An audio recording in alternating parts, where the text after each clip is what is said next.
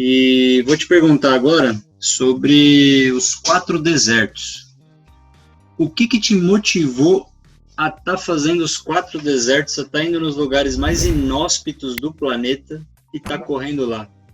Qual que foi a sua motivação e qual desses terrenos assim foi mais difícil para você achou? Olha, o circuito mundial dos 4 desertos me surgiu foi uma simples coincidência. Eu já estava fazendo prova de 24 horas, e aí, aqui em Rio Grande, em 2010, eu lembro que o Jornal Nacional fez aquele projeto JN no ar, tu lembra? Eles iam de avião, o Ernesto Paglia ia de avião, por 2, 3 meses ele ficou viajando por todos os cantos do Brasil, e a última cidade que ele veio para encerrar o projeto foi a nossa, aqui, Rio Grande, que é o extremo sul do Brasil mesmo, né? Sim. E aí, ele veio para cá, eu lembro que eu estava treinando, estava vindo da escola, não, estava vindo da academia, e o meu celular tocou, e era o produtor do Ernesto Paglia, e dizia assim, olha, nós estamos aqui para fazer o JN no ar, e ficamos sabendo da tua história, que tu é um corredor cego, e nós queríamos fazer essa entrevista contigo para encerrar, né, o jornal. Eu não acreditei na hora, achei assim, tá, quem é a pegadinha? Qual é a piada e tal? Mas aí depois ele explicou e disse, não, tá, marcamos essa matéria, a gravação dessa matéria. E aí, cara, nos bastidores, conversando com o Ernesto Paglia, a gente ficou conversando daqui, né, como qualquer jornalista, né, quer conhecer a pessoa melhor, né, antes de fazer a matéria. Tá, fizemos a matéria, que foi muito legal, eu achei assim fantástico, porque ele no encerramento do Jornal Nacional, as últimas palavras foi assim, terminou com a minha matéria, mostrando eu correndo na pista, um pouco da minha história, aí disse assim, um homem forte para gente forte. Cara, eu me senti tão honrado com aquelas palavras, que eu disse, porra, bonita essa frase. Há 4 anos atrás eu não sabia nem o que eu ia ser, né, perdendo a visão, e o cara me disse que eu sou um homem forte para gente forte. Me senti extremamente orgulhoso de estar representando o meu estado, sabe? E aí, 1 ano depois, ele lançou um livro chamado Diário do JN no Ar. E nesse livro ele fala dessa história, dessa conversa que a gente teve nos bastidores. Aí ele diz assim, conversando com o Vladimir, me lembrei de um filme do diretor Herzog, um filme chamado Enigma, de Caspar Hauser, onde um cego guia uma caravana salvo pelo deserto. Quando eu escutei isso, eu disse assim, deserto, um cego? Cara, quero saber como é que é isso. Como seria um cego no deserto? Sim. E aí, com a ajuda da minha esposa, fiquei pesquisando provas no deserto. Aí descobri 4 Deserts, um circuito mundial onde que tu tinha que correr os 4 desertos mais extremos do planeta. Até um tempo atrás eu nem sabia que existia esses 4 desertos. Olha, eu vou te dizer assim, se tu fizer o primeiro, tu nunca mais para. Né? E aí, isso em 2011, já no livro, eu disse assim, só que eu pesquisei, cara, a inscrição já naquela época era $3.500. Nossa, muito, tem que se planejar bem. Muito dinheiro. Imagina, eu com guia, $7.000. Sim. E aí tu bota viagem, o primeiro deserto que eu queria fazer era o Atacama, que era o mais próximo. Sim. Né? Viagem pro Chile, hotel, inscrição, equipamento, que é caro, né? Porque eles te pedem 35 itens para te carregar dentro da mochila. Além da própria mochila ser cara, né? Sim. Bom, levei 2 anos para conseguir esse patrocínio para correr o Atacama, no meu primeiro deserto. Meu amigo, eu vou te dizer, quando eu chego no Atacama, a gente chegou lá em São Pedro do Atacama, eu e o meu guia, o Alex de Lima.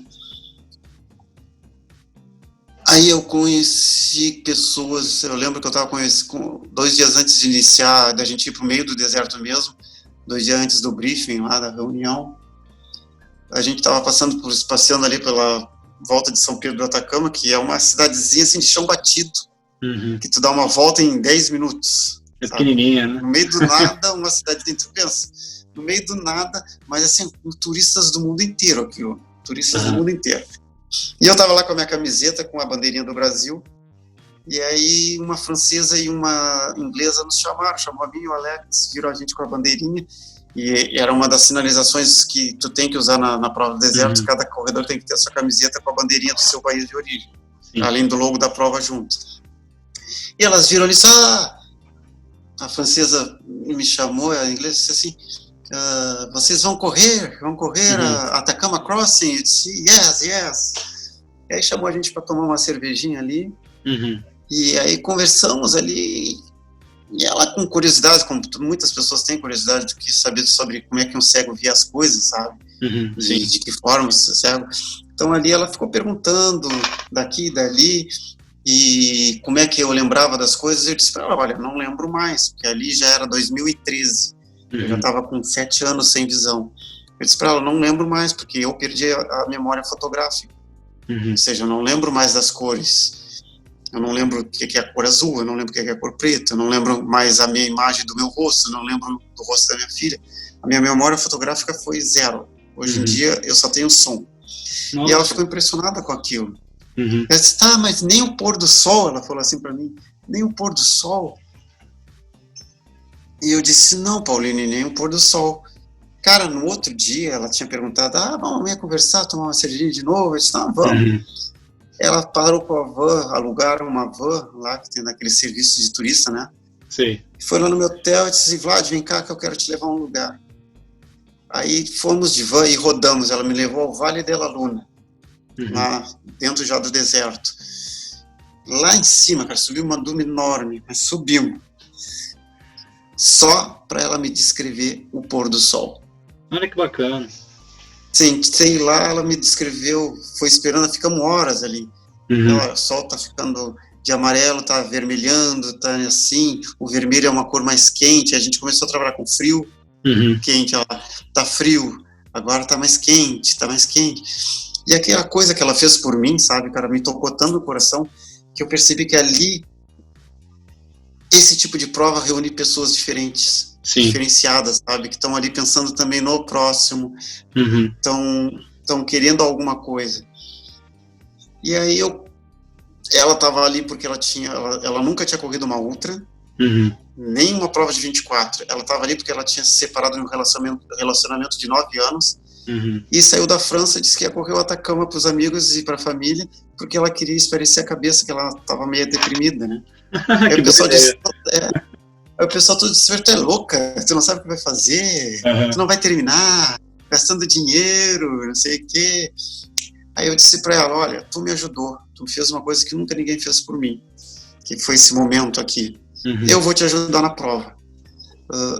Por onde eu passar, eu vou te deixar uma mensagem para nunca desistir. Por mais cansada que tu esteja, tu vai persistir, tu vai terminar esses 250 quilômetros, tu vai voltar para a França com essa medalha e com essa coisa que tu pode, que tu é mais do que isso, sabe? Que não é um relacionamento acabado que vai terminar com a tua vida. Sim. Cara, todo dia de prova eram 6 estágios, todo dia eu passava um setor de pedras, alguma coisa, e falava com o meu guia, Alex, tem pedra aqui? Tem. Vamos deixar uma mensagem. A gente escrevia em inglês assim, go, Pauline, né? Vai, Pauline. Então e a gente seguia, ela disse, todo dia passava por aquilo, dava uma energia tão grande para ela, que ela terminou todas as etapas, terminou os 250 quilômetros, voltou para a França com a medalha no peito, e com outro relacionamento, que ela conheceu um outro francês na prova, e que são hoje praticamente namoridos até hoje. Que interessante. Hoje. Caramba. Como a vida muda, né? Sim. Então, e aí a partir dali eu disse assim, é isso que eu quero fazer da minha vida, eu vou correr provas de extremo pro resto da vida. Sim. E eu tinha me dado, a partir do Atacama, em 2013, eu disse, eu quero em 5 anos terminar os 4 desertos. Só que é muito difícil, né, pelo valor, né, e cada lugar era mais caro. 2013, então, fiz o deserto do Atacama. Aí, em 2014, eu consegui um patrocínio com a PwC Brasil, de São Paulo, né? Sei qual empresa que é. A PwC eu consegui porque um dos gerentes da PwC também é corredor de provas de deserto, da Ford Desert. E ele soube da minha história, sobre mim no Atacama, inclusive, e conseguiu com a PwC ajuda para pagar o deserto do Saara. Pagou as inscrições minhas do meu guia, toda a viagem para a Jordânia, ida e volta, hotel, tal. E consegui fazer o deserto do Saara, 2014. 2014 eu fui convidado pela Ford Desert para repetir o Atacama, porque eles disseram que eu inspirava tantos corredores que eles não iam cobrar minha inscrição. Nossa, né? Que legal! Aí eu fiz em 2014 o deserto do Atacama com uma guia que foi staff em 2013. Aí naquele ano ela decidiu correr. Eu disse, não, por mim eu aceito tu como guia tranquilo, né? E corremos juntos, uma americana, a Erin Leite. Corremos em 2014 o Atacama. Aí em 2015 eu já consegui a inscrição também, através do meu patrocinador, para a China, para correr o deserto de Gobi. E aí corri com um atleta de Hong Kong, né? Foi meu guia, na parceria. Ele pagou todas as despesas dele, sabe? Sim. Assim como a Erin pagou todas as despesas dela. Eu não tive despesas mais com guia. Em 2015 corri o Gobi, meu terceiro deserto. 2017 eu repeti o deserto do Atacama, que eu gostei tanto, sabe? Que para mim, já respondendo as perguntas, é a prova que eu mais amo de todas, além de ser os mais difíceis, porque o deserto do Atacama é inclusive mais difícil do que o Saara. É muito sol e frio, né? Ao mesmo tempo, quase. Sol, frio e seco, é o deserto mais seco do planeta. Sim, acho que ele tem de umidade, né? É o mais baixo, né, do mundo. Sabe quanto tempo levaria 100 anos para encher uma xícara de café? Nossa. Com chuva, no Atacama. Caramba. Pra ter ideia. 100 anos, eu estive estudando sobre isso. Leva 100 anos, mais ou menos, para que tu enche uma xícara de café. Então, para ver como ele é seco. Sim. E aí eu fiz em 2017, fiz o deserto do Atacama de novo, pela terceira vez. Aí em 2018, depois de 2 anos tentando, desde 2016 eu tentava fazer a Antártica, tá? Porque para te fazer o deserto da Antártica, tu é obrigatório dentro do circuito a ter corrido 2 secos. Por exemplo, um Atacama e um Saara, um Atacama e um Gobi, ou um Saara e um Gobi. Tá? Mas tu tem que ter 2 secos para te ser credenciado a fazer a Antártica. Só que a Antártica, aí os desertos secos já estavam em $3.900 cada inscrição. Sim. E a Antártica, $12.000. Nossa! $12.000. Só a inscrição. É muito então, caro. Imagina $12.000, meu amigo. Fora equipamento de frio, que caríssimo, né? Sim. Toda a roupa que você precisa, muito caro. Sim. E aí, em 2018, eu consegui pagar a inscrição para os $12.000 da Antártica. Um amigo meu da França me enviou todo o material de frio que eu precisava, e outros a Universidade aqui Federal de Rio Grande me emprestou também, porque aqui em Rio Grande fica a sede da Marinha, onde fica todo guardado, todo o equipamento dos militares, todas as vestimentas que os militares usam para a Antártica. Sim. Tudo que é tipo de equipamento, calças, jaquetas, sabia não. Tudo. Tudo fica aqui na estação Isantar. Eles esterilizam tudo, ficam tudo guardadinho. Então, assim, tem óculos, touca, luva para cima da outra luva, 3 tipos de luva. Então, assim, consegui esse equipamento com meus amigos da França e aqui com a Isantar. Então, já não tive esse gasto tanto de roupa. E comecei a treinar aqui em Rio Grande dentro de uma câmara fria. Que legal o treinamento.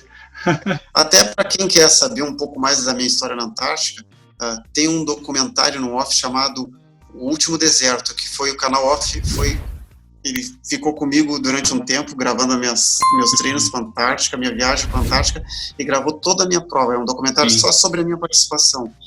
Então ali mostra meus treinos. Eu treinava com a roupa aqui para testar se ia aguentar o frio, uma câmara fria entre 20 e 29 graus. Depois você me passa todos esses links dessa... Eu vou te passar o link, porque esse canal, o Off, ele ainda tá, o documentário tá rolando, então não tem no YouTube, enquanto não pode sair do canal. Eu te passo o link com a senha para assistir, tem uma senha para te poder assistir. Legal, bacana. E é uma coisa assim, foi feita com muito carinho. Quem correu comigo na Antártica era uma médica atleta dos Estados Unidos, o nome dela é Rebecca Walker. Ela era médica que participava como médica voluntária das outras edições dos desertos, tá? E aí, naquele ano da Antártica, ela se voluntariou para ser corredora do meu lado, pagou toda essa despesa aí para correr do meu lado, pra você ter ideia. E em 2018 eu terminei o meu Four Deserts, né? Mas eu tenho outras experiências além dos desertos. Por exemplo, eu tenho 3 participações na PT 281 em Portugal, que é eu considero, acho que a ultramaratona mais difícil que eu já fiz em Portugal. São 281 quilômetros non-stop. Ou seja, tu tem 60 horas para terminar os 281 quilômetros. Só que em Portugal, em julho, cara, a gente pegou 49 graus, pra você ter ideia. Muito quente, calor. Muito calor e muita montanha também, muito monte para subir. Uma prova extremamente O verão difícil. Na Europa é muito forte, né? O verão na Europa é terrível. E aí, tu sobe muito. Então, assim, fiz 3 vezes essa prova, a PT 281. Eu fiz também a Racing the Planet no Equador, Caminho dos Vulcões, eram 250 quilômetros no Caminho dos Vulcões. Nessa prova eu não terminei, até estava o Carlos Dias, eu não terminei, eu tive um mal súbito, fiquei 5 dias na UTI no hospital. Nossa. Não sei o porquê, de repente me deu tipo um ataque cardíaco e eu fiquei desacordado, só me acordei no hospital 5 dias depois. Mas não ficou com nenhuma sequela, sabe? Foi algo talvez que tenha sido típico, né? Sim, eu estava a quase 5.000 metros de altitude e a guia que eu fui era extremamente rápida. Ela tinha vencido a Atacama, para te ter ideia. Nossa, uma atleta de Hong Kong, mas extremamente. Então, para ela correr era tudo, né? Então nós largamos todo pau. Tem momentos que eu dizia para ela, não, mais calma, porque tu sente e eu sei que faltava 2 quilômetros para terminar a etapa do 3º dia e me deu um mal súbito, uma dor no peito, eu só fui acordar no hospital depois. Nossa. E aí não treinei. E aí depois eu fiz a Nova Zelândia com o Carlos, né? Essa prova do ano passado, lá os 250 quilômetros.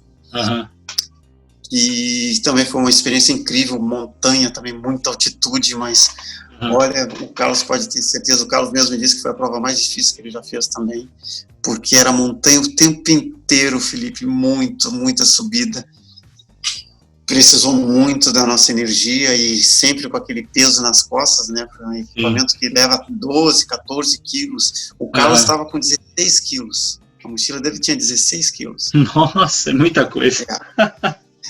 Mas tu vai olhar, o Carlos é o supermercado, meu amigo. Carlos, eu brigo com ele. Leva tudo. Tem sardinha, tem farofa, tem salame, tem o supermercado na mochila dele.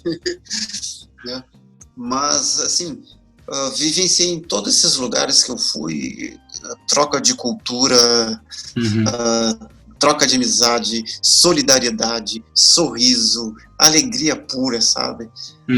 Hoje eu não me vejo mais sem fazer prova de extremo. E outra coisa, não sei se já aconteceu isso contigo. O que acontece numa prova curta? Meus amigos aí, outros corredores que estão nos ouvindo, não quero ofender ninguém. Mas o que acontece? Quando tu vai para uma prova de curta, que geralmente tem 5.000, uma meia maratona do Rio que tem 20.000 pessoas, vamos botar. Aí chega alguns atletas ali que querem saber, primeira coisa que eles te perguntam, e aí, qual vai ser teu pace? Qual vai ser teu pace? Qual é o teu tempo? Eles estão mais preocupados com o teu tempo do que tem que curtir na prova. Sim, com eles mesmos. Que relógio tu usa? Qual tipo de tênis? Esse calção é assim, essa camiseta é assim. Sabe? Eu considero coisas assim que, é bom tu ter uma boa camiseta para correr, que seja dry fit, que não vai te incomodar, que não vai te assar, principalmente em prova longa, que tu chega a tirar sangue dos mamilos, né? Mas não é o importante, sabe? Não é aquela, que cor bonita esse tênis, sabe? Aí, em provas curtas eu tenho notado que tem muita coisa disso. E aí, se o cara cai e quebrou ali, tu dá graças a Deus que o cara quebrou -1, quando não deveria ser, né? As pessoas tem que chegar e dizer assim, não, cara, levanta, vamos embora. Eu te ajudo, sabe? É um pouco diferente isso. Quando a gente corre as ultras, a ultra não, tu não vai deixar o cara no meio do deserto morrer. Sabe? Tu é capaz de carregar o cara nas costas, entendeu? Tu deixa a tua mochila e leva o cara. Então é esse tipo de energia que tu vê nas provas. Ninguém está preocupado com o teu ser visual, mas sim com o teu ser interior. E as pessoas têm que começar a ver a questão do ser interior de si, sabe? Sim. Parar, claro, tem gente que tá lá para ganhar, porque tem prêmio em dinheiro, tem isso, então tu vai competir, tu quer ganhar o teu troféu na categoria, que nem que não se sente orgulhoso de pegar o troféu na categoria, aquela medalha da categoria, mas tu pode fazer isso sem ser egoísta com ninguém. Com certeza. Só tu treinar, entendeu? Tu treina e tu não vai precisar passar por cima de ninguém, tu vai fazer no teu natural, tu chegou, quando tu vê lá, tu ganhei terceiro na categoria, nem esperava, entendeu? Sim. Surge no teu natural. Então, hoje eu me vejo mais feliz nessas provas, porque tu encontra pessoas assim, para te ter ideia, deserto de Gobi na China, eu corri depois da prova, terminei a prova, estava voltando para casa, já no aeroporto lá no interior da China, fronteira com a Mongólia, um cara que correu lá na prova, o Greg, chega, começa a me ajudar lá, vou te ajudar no check-in, no aeroporto. Eu, pô, obrigado, tal. E eu falo inglês, Felipe, só que eu falo inglês não é um fluente, eu entendo porque eu escuto muito filme. Sim. E depois que tu começa a conviver com muito cara, com muitas provas assim, tu começa a aprender um pouco, né? E aí ele falando ali, me ajudando, aí ele diz assim que, tu tá no assento tal, minha secretária, ele diz assim, ele foi fazer check-in, tô na classe executiva. Pô, é caro, cara, pra te viajar numa classe executiva. Com certeza. Aí eu disse, eu fiquei quieto, mas, pô, esse cara é grandão e correu numa prova assim, né? E geralmente, às vezes é um patrocínio, sei lá. Só que ele disse, não, cara, esse foi a minha secretária que fez isso, eu não gosto, eu prefiro viajar junto com todo mundo, né? Aí um senhor que estava do meu lado, ele disse assim, o senhor pode ir lá para a minha classe executiva, o senhor fica lá, aproveite tudo que eu vou ficar aqui com o Vlad. E viajamos na classe econômica ali, ele cedeu o lugar para esse senhor que estava do meu lado, e conversa vai, conversa vem, e ele disse, cara, e a gente estava indo para Pequim, e de Pequim eu tinha que pegar um outro voo para Dubai para depois para São Paulo. Ele disse, tá, e aí em Pequim, o que tu vai fazer lá em Pequim? Eu disse, vou ficar 9 horas no aeroporto esperando, porque meu próximo avião é só daqui 9 horas para ir para Dubai. Ele disse, não, meu motorista já está esperando no aeroporto, tu vai lá para minha casa, quero te apresentar minha família, não vou te deixar no aeroporto. Ele disse, porra, motorista, cara, classe executiva.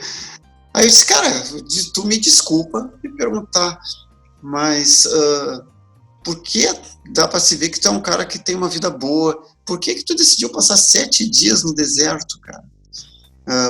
Nesse perrengue, a gente pegou até tempestade de areia, quase morreu naquela prova.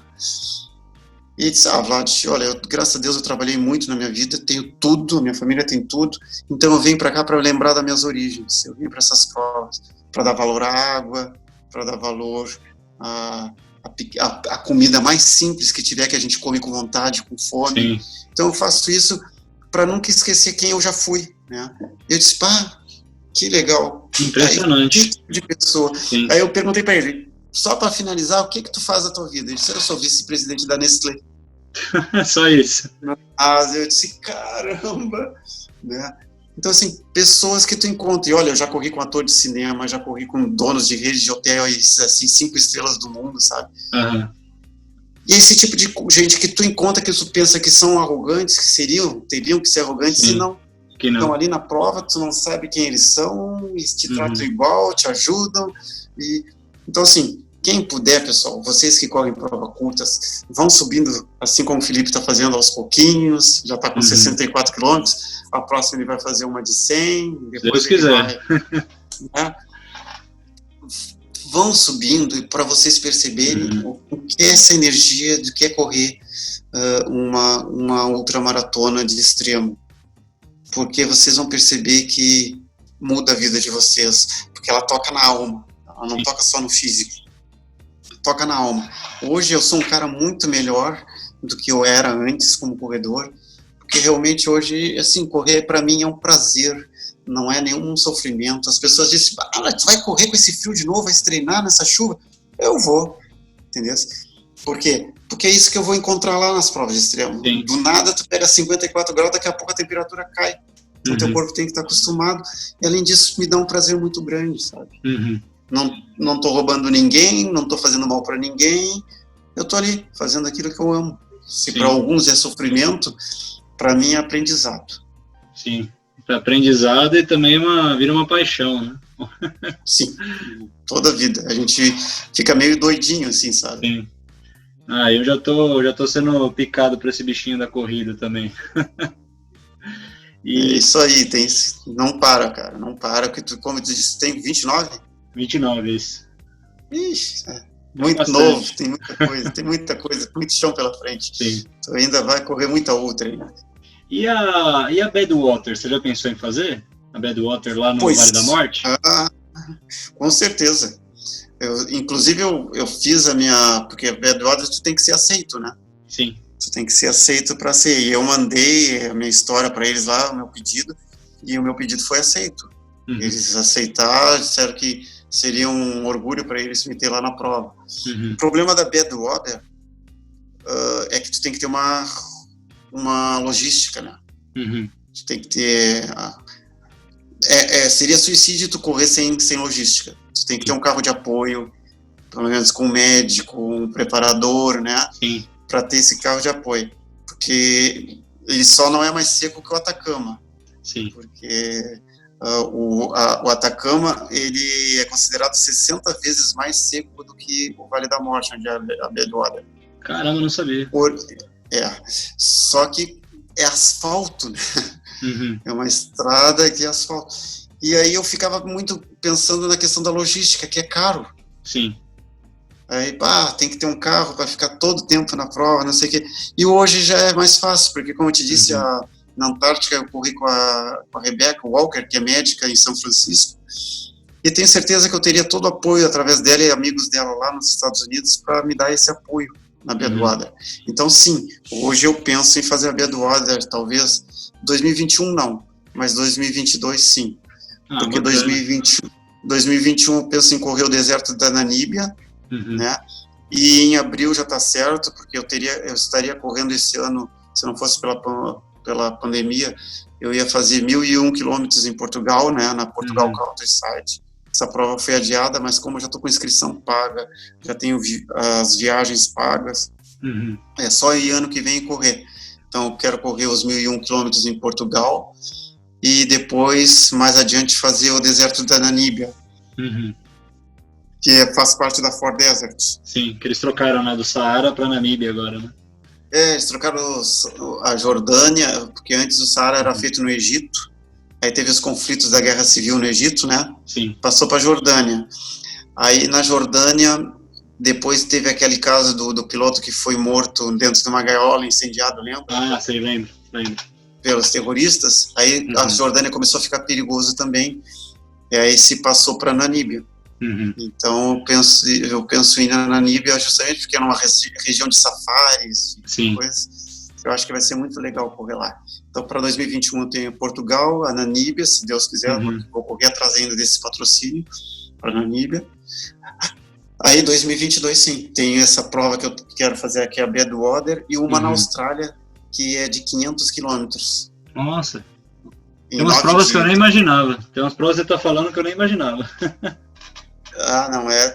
Se tu for pesquisar, meu amigo, tu só vai achar provas, assim, muito punks, muito difíceis. Tem provas de 60, de 100 quilômetros, de 200, 250, essa da Austrália é de 500, né? Essa de Portugal é 1.000 quilômetros em 14 dias, são 14 etapas, e só que tu tem metas para cumprir todos os dias, tu tem cada dia X número de horas para percorrer cada distância, né?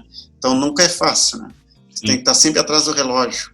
Mesmo as provas da Ford Desert, tu tem um limite de tempo por dia. Sim. Então, ou seja, tu tem que estar sempre treinando, e o que mais te desgasta nessa prova deserto são teus ombros, por causa da mochila. Muito peso, né? Começa a ferir, as tuas costas também começam a doer muito. Sim. E por ser seco, a areia, te dá muita assadura. Te dá muita assadura na região do glúteo, né? Nas genitais, muita, e muita bolha nos pés. E um segredinho, pessoal, para quem não usa aí, não sei se tu usa, segredo para te não ter bolha nos pés, ou pelo menos ter menos bolha nos pés, é tu encharcar teu pé de hipoglós. já me contaram essa já me contaram. A hipoglós evita que atrito e realmente ajuda demais. Caramba. Principalmente nos locais que tu costuma ter bolha. Eu sei que eu tenho bolha no calcanhar, tenho bolha no dedo.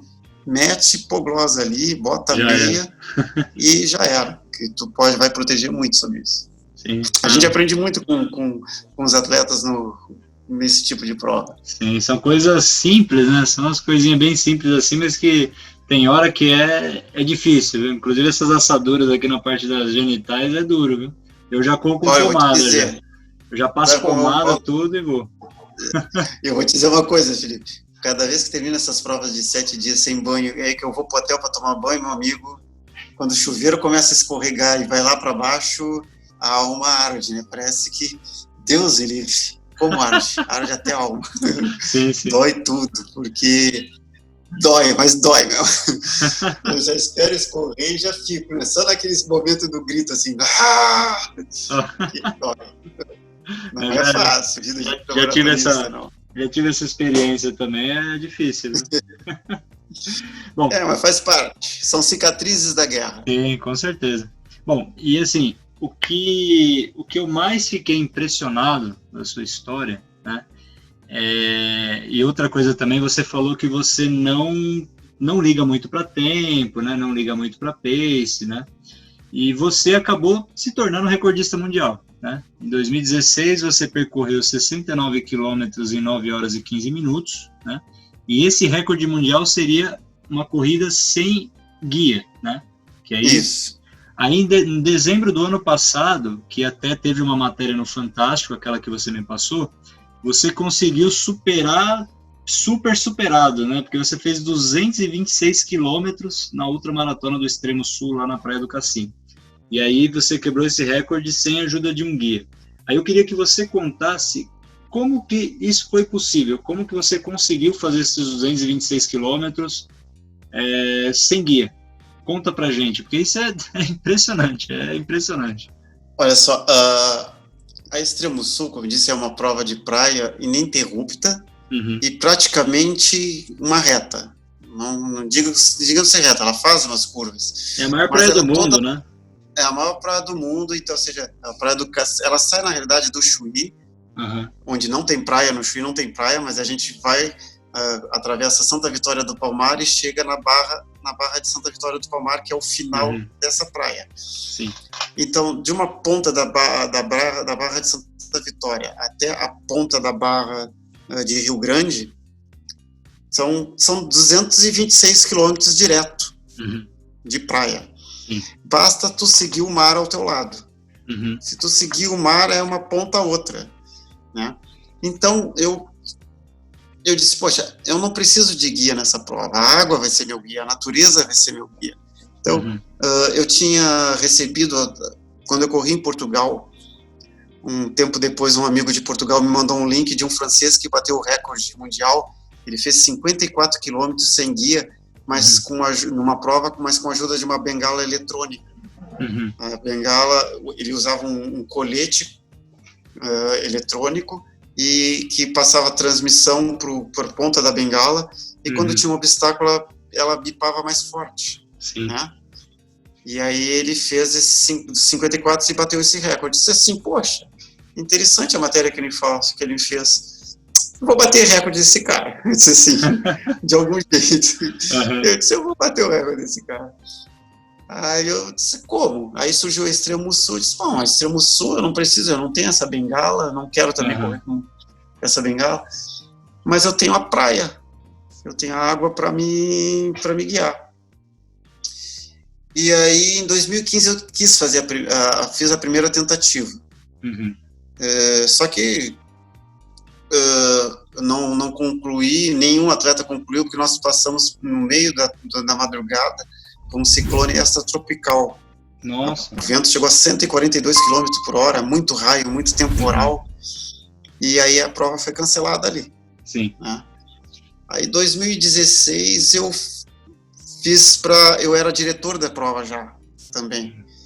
E aí eu disse assim, eu vou correr a prova não para fazer os 226 hoje, que a prova vai continuar com 226, eu vou correr só para chegar no primeiro posto, que era os 69 quilômetros, e abandono a prova para trabalhar na prova como diretor, né?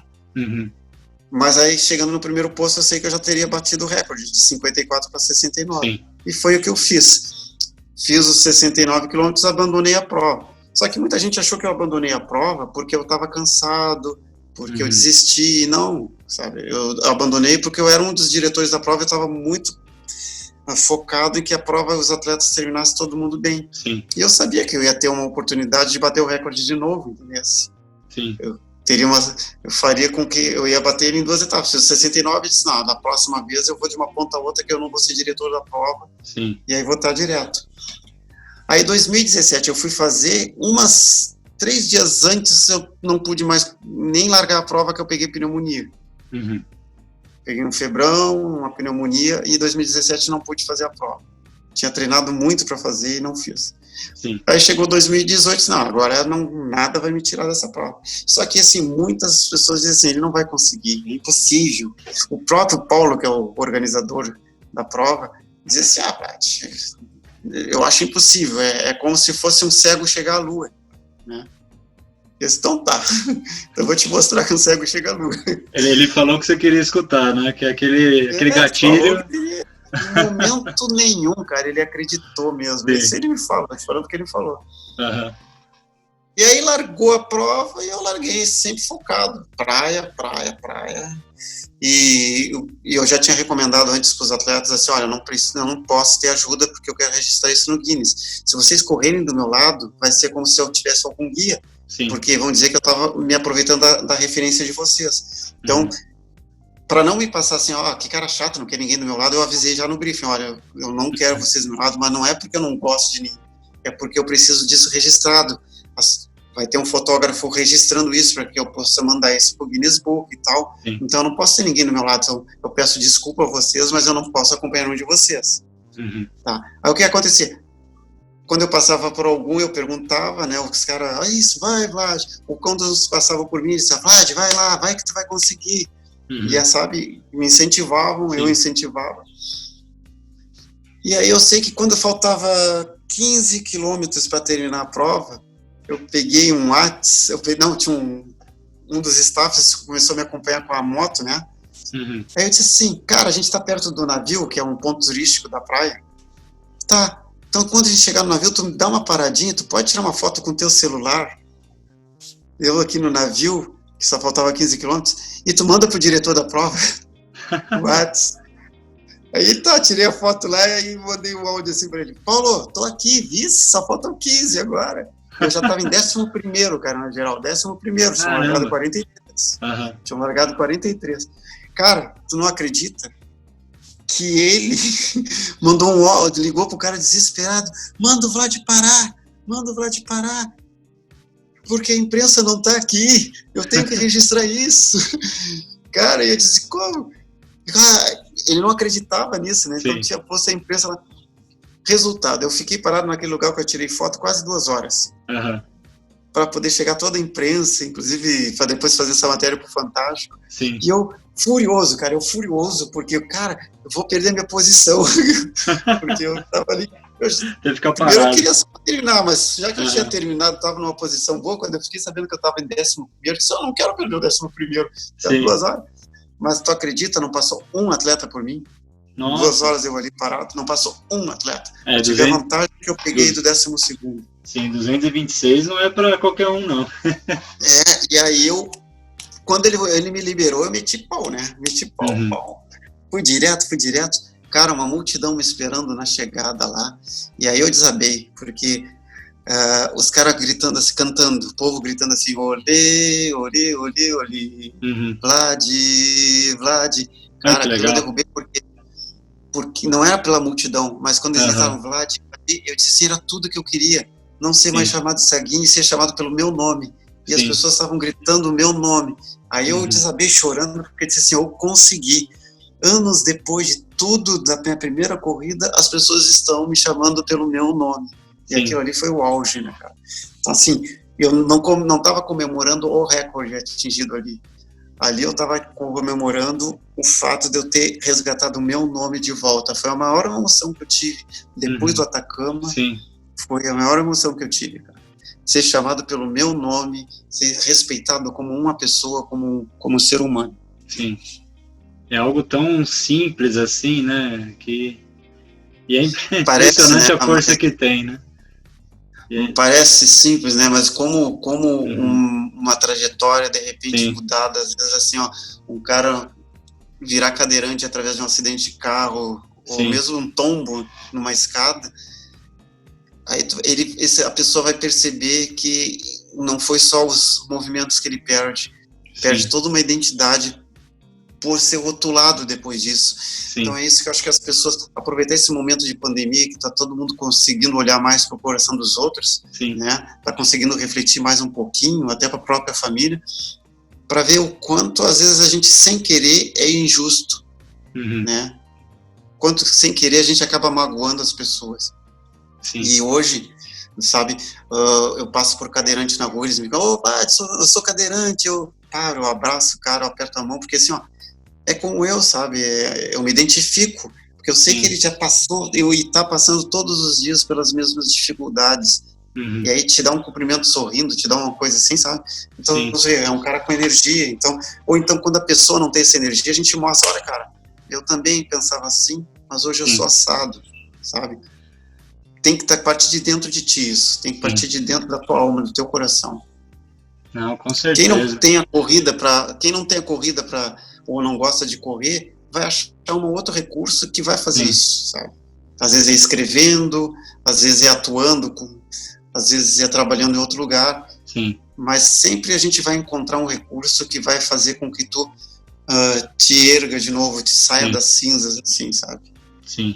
Não, tem que encontrar, todo mundo tem que encontrar alguma coisa mesmo, né? Porque não é fácil essa situação, né? Mas todo mundo sempre tem alguma coisa que gosta e no final consegue, né? Graças a Deus, né? Tem que conseguir, né? E Vladimir, É verdade, a gente... Eu vou te falar sobre eu ia te fazer uma pergunta sobre a Nova Zelândia, como foi com o Carlos Dias, só que a entrevista vai ficar bastante longa. Aí eu tive a seguinte ideia. O Carlos Dias ele vai fazer várias participações aqui no meu canal, que ele vai contar com mais detalhes como é que foram os desafios extremos dele, né? Jungle Marathon, Oiapoque ao Chuí e tudo, né? E aí quando for da Nova Zelândia, eu vou chamar você e ele para fazer. Aí vocês dois comentam como é que foi, conversa, aí faz toda a resenha de como foi a Nova Zelândia, que aí eu acho que seria bastante interessante. Então, como última pergunta que eu tenho para fazer, então assim, você até comentou que quando você estava fazendo as maratonas, você disse que chegou a atingir até o índice olímpico, né?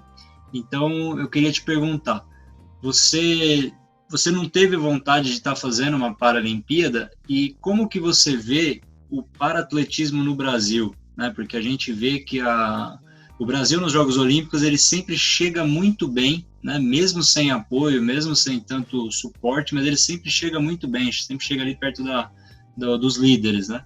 Então eu queria saber de você se melhorou ultimamente esse incentivo do governo, se não melhorou, como é que você vê isso? Olha, a Olimpíada eu acabei não conseguindo ir em 2008, que foi Pequim, porque, embora eu tenha atingido o índice, eu não sabia de um detalhe técnico que tu precisava ter pelo menos 2 anos de experiência em prova internacional, né? Ah, sério? Não sabia dessa, não. Não basta tu chegar a fazer o índice e deu. Não, tu tem que cumprir metas. Sim. E como eu não tinha esse tempo, eu acabei não sendo convocado. Aí depois teve a outra Olimpíada de 2012, eu estava com um índice até melhor, porém privilegiaram mais a questão, acharam que convocar um baixa visão seria mais interessante para o Brasil para as chances de medalhas. Porque naquele ano uniram o cego com o baixa visão. Aí disse, não, vamos levar um baixa visão que vai ter mais chance de ganhar medalhas. E aí eu, como cego, fui também excluído dessa questão aí. Mas assim, em termos de resultado, as Paralimpíadas vêm crescendo a cada etapa, cada Olimpíada. O Brasil tem se ranqueado cada vez melhores, surgem novos atletas. O investimento até então estava sendo muito grande, né? O recurso das estatais, mais de 25 milhões por ano para as equipes de atletismo e para e outros esportes. Então, assim, está crescendo muito, há muito investimento. O que acontece? No meu caso, assim, como atleta individual, eu sou um atleta individual, por ser ultramaratonista, é muito difícil tu conseguir patrocínio, porque tu precisa da lei de incentivo ao esporte para ter um bom patrocínio. E a lei do incentivo ao esporte, tu tem que ser filiado a uma entidade, né? E é uma burocracia enorme, muita burocracia para aprovar esse teu projeto, leva até 2 anos depois para conseguir captar esses recursos. Ou seja, é muito complicado. Hoje em dia, ainda a questão burocrática atrapalha muito para nós. Então, graças a Deus, o patrocínio que eu tenho hoje da empresa é direto comigo, então isso já me facilita melhor. Mas está faltando realmente, assim, que para quem é atleta individual, no caso da corrida, da maratona, e de outros, porque existe o remo, para patinação, está precisando facilitar um pouco mais essa questão de captar recursos, captar patrocínios com isenção fiscal para que a empresa também se sinta motivada a te patrocinar. Com certeza. Então, hoje o nosso caminho é muito, muito burocrático, isso nos sacrifica muito, que a gente às vezes deixa de treinar porque tem reunião com uma empresa, reunião com outra, aí tu tem que pagar uma outra empresa para elaborar um projeto para mandar para Brasília, para o Ministério do Esporte. É muita complicação, sabe? Então, o Brasil hoje investe muito para esses esportes que são através do Comitê Paralímpico, mas as próprias entidades, clubes individuais, têm muita dificuldade de aprovar esses projetos. Né? Porque a burocracia nos impede muito. Então, acho que nós poderíamos tentar, de alguma forma, fazer com que os atletas tivessem uma facilidade maior de conseguir esses recursos, esses patrocínios. Mas, com certeza, a cada ano a cada Olimpíada, o Brasil está sendo cada vez melhor. E eu acho que a tendência, a gente vai ficar logo nos top 3 nas Olimpíadas, na questão da Paralimpíada. E já para a Olimpíada, os atletas que não são deficientes, já é um pouco mais complicado, porque para esses atletas ainda é mais difícil conseguir patrocínio. É mais concorrido, né? Muito mais concorrido, e assim, o atleta que está lá para uma entidade e às vezes não tem o próprio apoio daquela entidade, sabe? Ele tem que vender carro, ele tem que vender algum bem para conseguir participar de um mundial por conta própria, para poder fazer índice. E isso acontece em todas as Olimpíadas, sabe?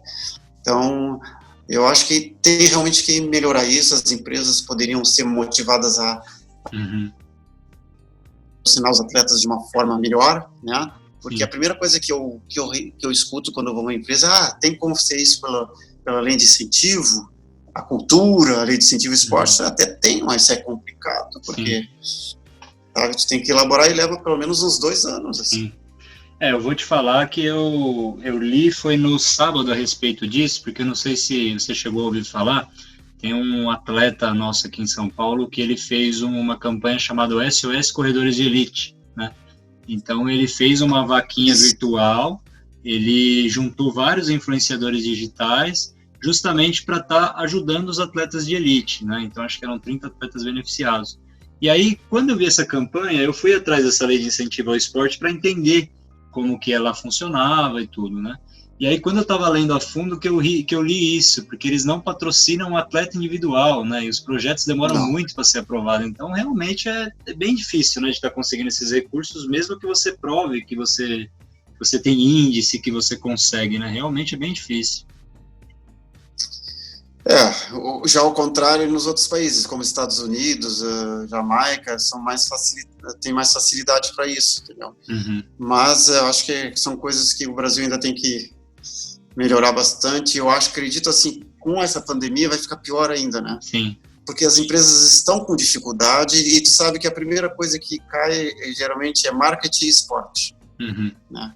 Então, eu estou torcendo para que em 2021 tudo possa se normalizar e voltar, porque eu não quero fazer nenhuma prova esse ano justamente porque eu não tenho nem coragem de chegar a uma empresa para pedir patrocínio, sabe? Sim. Porque empresas que estão demitindo, que estão diminuindo salários. Então, não é justo para quem é o colaborador, né? Para quem está trabalhando ali, está tendo seu trabalho reduzido, seu salário reduzido, e eu vou chegar lá para pedir patrocínio para pagar uma prova cara. Então, eu não tenho essa coragem. Eu acho que vou deixar para ano que vem. Espero que realmente tudo melhore. E as coisas no Brasil possam melhorar também com essa questão de captação de recursos, porque nós só vamos ter melhores resultados, Felipe, se nós também tivermos maiores incentivos, maiores patrocínios, para que a gente possa realmente treinar e pagar nossas despesas que não são poucas. Não, com certeza. Você estava me contando ainda a Antártida, 12 mil só a inscrição. É muita coisa. Foi um carro, né? E um carro de luxo, até diga-se. Sim, dólares ainda, né? Eu sei que... mas olha, quando eu fiz a transição, porque ainda tem os impostos que tu paga, não sei o quê, foi 85 mil reais. Nossa, muita coisa. 85 mil reais, entendeu? Então, foi muito... E a transferência sai cara também, né? Sim. 85 mil reais eu paguei, e depois ainda tomei um... O cara é inexperiente um pouco nessas coisas, e depois veio o imposto na questão do banco, depois da transferência, eu ainda tive, acho que R$1.800 de imposto para pagar depois. Nossa, que é a IOF, né, que eles pegam, né? Isso, então, assim, a transferência essa internacional. Então, assim, é complicado, mas a gente também tem que ter pensando positivo que as coisas vão melhorar. E cada vez que o Brasil melhora, assim, nas Olimpíadas, um atleta ganha uma medalha de bronze, prata ou ouro, ele está abrindo espaço para que o outro atleta também possa ser incentivado, né? Sim. Porque quanto melhor tu sai, mais tu puxa aquele que está lá atrás. Sim. Porque aí, o cara lá cresceu, esse cara também pode crescer, tem potencial. Quando a empresa vê que ele tem potencial, aí se investe, né? Sim, isso é verdade. Bom, Vladimir, eu vou me despedindo de você. Agradeço demais a sua participação, um bate-papo maravilhoso. Você me ensinou muita coisa, tenho certeza que também vai ensinar demais a todo mundo que está acompanhando. Você é um grande exemplo, né? Tem muita experiência, muita história para contar. Então, assim, muito obrigado pela sua presença, e eu espero você nos próximos bate-papos aí. Esse da Nova Zelândia com o Carlos Dias eu quero fazer o quanto antes aí para a gente tá conversando e resenhando como é que foi lá a aventura na montanha na Nova Zelândia, né? Obrigado, Felipe, obrigado a todos que estiveram aí, estão nos ouvindo, nos prestigiando. Eu espero ter passado uma mensagem positiva para vocês.